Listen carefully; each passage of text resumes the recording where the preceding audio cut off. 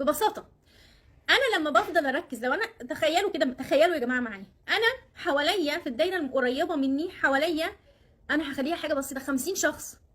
كل واحد من ال50 شخص ده شايف نهى بشكل معين، وعلشان ادي لكل واحد من ال50 شخص ده اللي هو شايفه فيا، ده معناها انه سي مثلا 30 منهم انا بدي عكس اللي جوايا، تمام، و20 انا بدي اللي جوايا. فانا بقيت مشتته ما بين كل دول. المفروض اعمل ايه؟ عارفين لما بنوصل لدرجه انه انا بقيتش عارفه اعمل ايه في الموقف ده، طب اقول ايه في الموقف ده، طب ايه اللي المفروض يحصل في الموقف ده؟ عارفين احنا لما بنوصل الحته دي ليه بنوصل ليها؟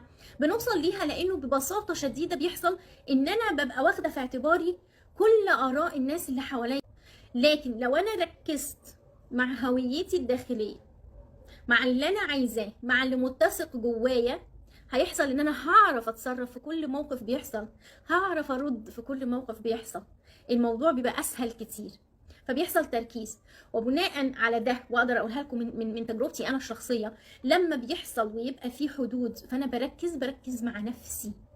انا بحب ايه؟ انا بكره ايه؟ حدودي فين؟ ايه اللي هيريحني؟ عطائي في الموضوع ده لحد فين؟ محتاجه ايه في شغلي؟ حدود وقتي مع الناس دي شكلها ايه؟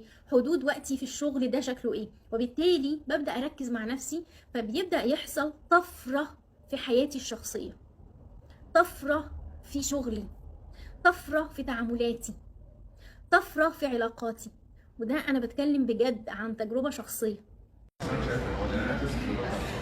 أنا نهى موسى، أول كوتش حدود في الوطن العربي. ما تنسوش تعملوا له فولو على الانستجرام.